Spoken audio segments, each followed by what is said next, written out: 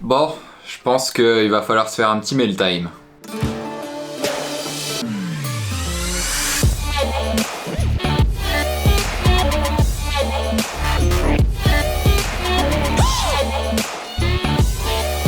Alors comme je vous le disais dans ma précédente vidéo sur le confinement et les façons de s'occuper pendant ce confinement, on va pas se laisser abattre par ce virus. Donc pas mal de projets en cours et pas mal de choses à déballer. Alors, hop, on va mettre ça de côté pour le moment. On va commencer par déballer ce petit paquet là. Hop. Alors je sais déjà ce qu'il y a dedans. C'est quelque chose dont j'aimerais bien parler en vidéo d'ici peu. Paf, paf. Vous avez peut-être vu le petit B&H. Et ça vient des États-Unis. Alors on va laisser ça de côté. Purée, la boîte est sublime comme à chaque fois avec Polar Pro. Alors oui, ce sont les ND Filters de Peter McKinnon. Tout simplement parce que... Oh là là. Mais c'est toujours... c'est toujours magique, les boîtes chez Polar Pro, regardez-moi.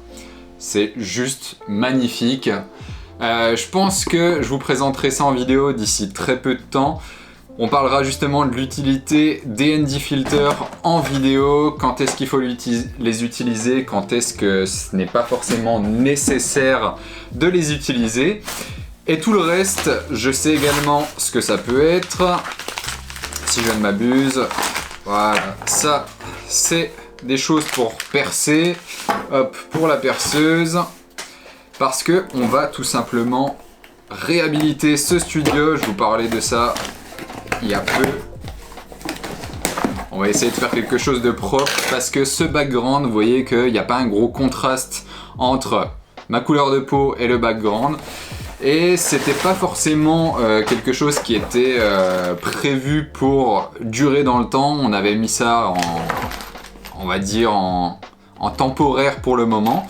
Donc les vis, de quoi percer, et le plus important, ce gros paquet qui est le bois, hop, qu'on va utiliser cette fois-ci. Alors un bois qui est plutôt sympa. J'ai pas encore vu la couleur, donc je ne peux pas vous dire exactement à quoi ça ressemble, mais on va voir ça ensemble.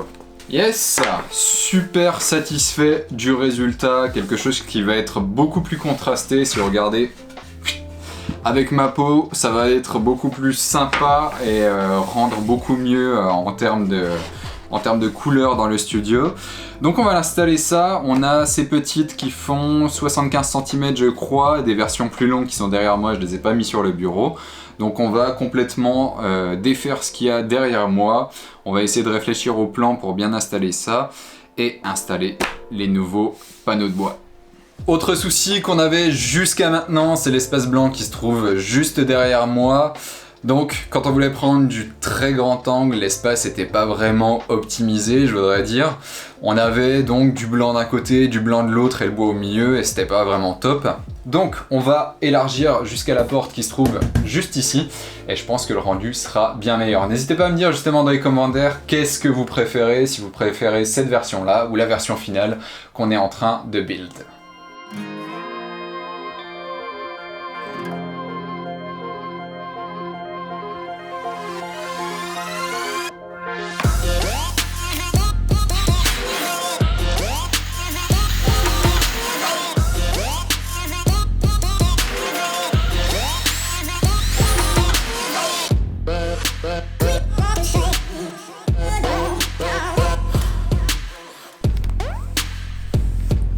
Et voilà, le background est terminé.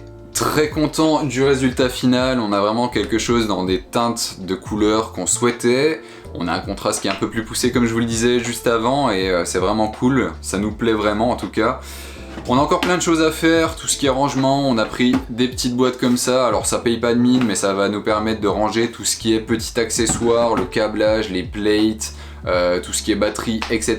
Et de centraliser tout ça dans une seule armoire. Donc on aura notre matos vraiment centralisé à un endroit et ça sera beaucoup plus simple pour nous de nous y retrouver.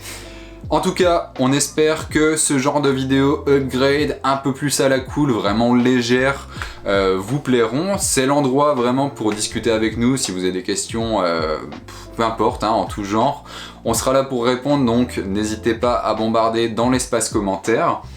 Et on va continuer à faire ces petites vidéos un peu plus light entre les grosses vidéos travaillées. Ça vous permet de voir un peu l'avancement de notre projet pro et de nos activités en tout genre.